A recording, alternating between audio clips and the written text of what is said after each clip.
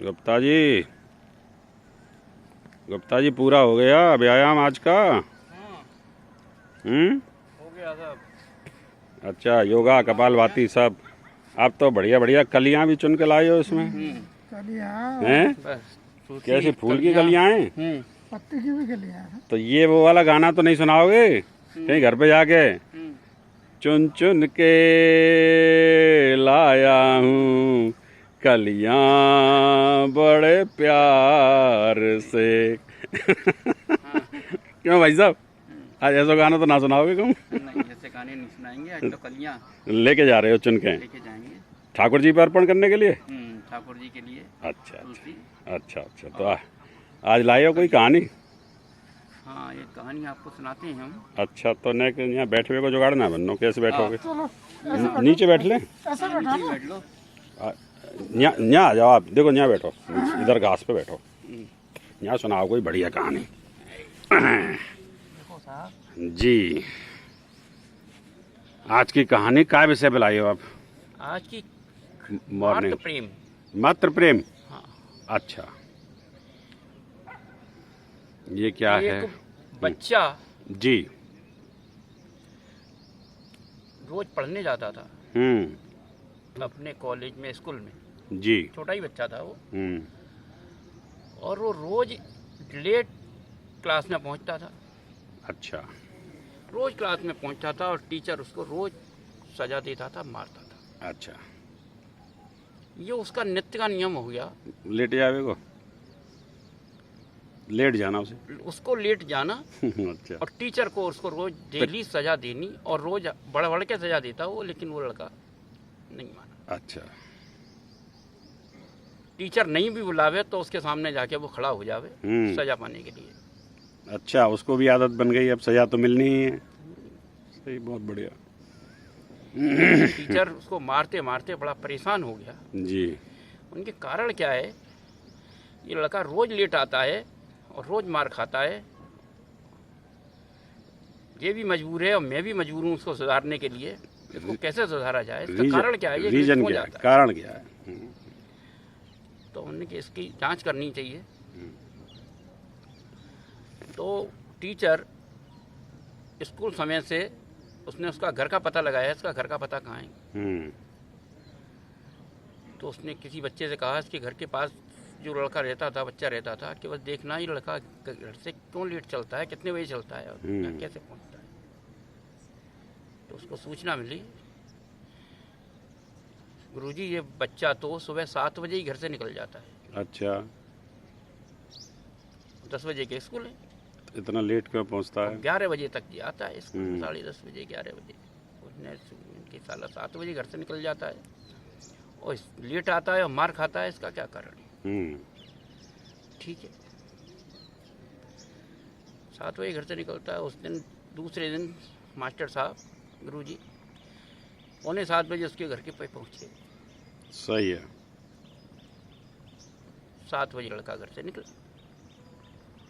Check करने के लिए कि ये लड़का मामला क्या है। हाँ, मामला क्या है? 7 बजे लड़का, बच्चा घर से निकला। बच्चा आगे आगे, मास्टर साहब पीछे पीछे। क्या करता है, क्या जाता है, इसका पता। वो बच्चा जाकर के एक मंदिर के गेट पे पहुंच जाता है। अच्छा। मंदिर के गेट पे पहुंच जाता है, वहाँ बैठ जाता है। उसका रोज का नियम। सही है। वहाँ जितने भी मंदिर में दर्शनार्थी आते हैं, उनके वो जूते चप्पल उतरवाता है, रखवाता है, उनकी रखवाली करता है। ठीक है। और उससे जो फिर जाते हैं उससे कुछ पैसे इकट्ठे करता है वो। अच्छा। 10 बजे तक उसका वही क्रम चला। ठीक है। जब मंदिर 10 बजे बंद हो गया, 10:15 साढ़े वो बंद, फिर के अपनी चल के फिर स्कूल जाता है। बैग लेके चला है, वो बैग लेके फिर स्कूल पहुंच जाता है, बैग लेकर। ठीक है। मास्टर साहब उससे आगे आगे क्लास में चले जाते हैं। उनके ठीक है। अब वो फिर स्कूल में क्लास में पहुंच गया। क्लास में पहुंचा तो सर के सामने जाके फिर खड़ा हो गया।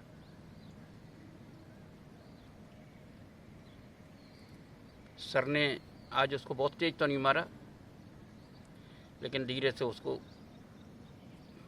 एक दो चांटे मार के उसको छोड़ दिया जा।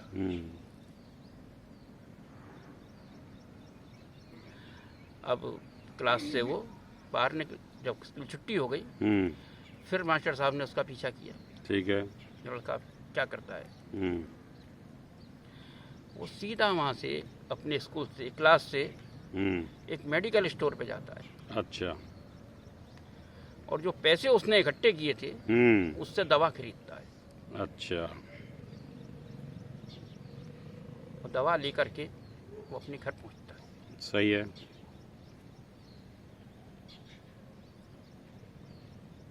घर में एंट्री करता है तो पीछे पीछे मास्टर साहब भी उसके घर में अंदर घुस जाते हैं, चले जाते हैं। क्या है, दवा क्यों ला रहा है। देखता है तो इसकी एक चारपाई पे उसकी माँ बड़ी जीर्ण शीर्ण अवस्था में पड़ी। सही है।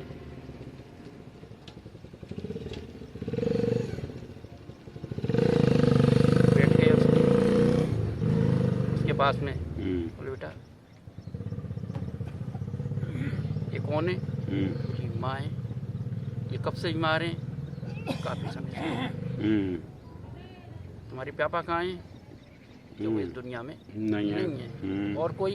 कि मेरा कोई नहीं। सही है। जो कुछ भी है मेरी माँ है। जी।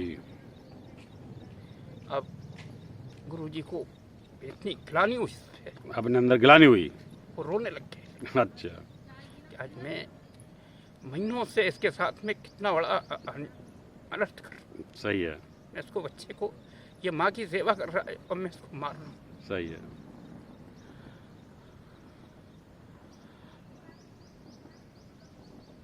उसने कहा बच्चे तुमने मुझसे पहले क्यों नहीं बताई कि तुम्हारी माँ की तबीयत खराब है और तुम मुझसे रोज पिट रहे हो।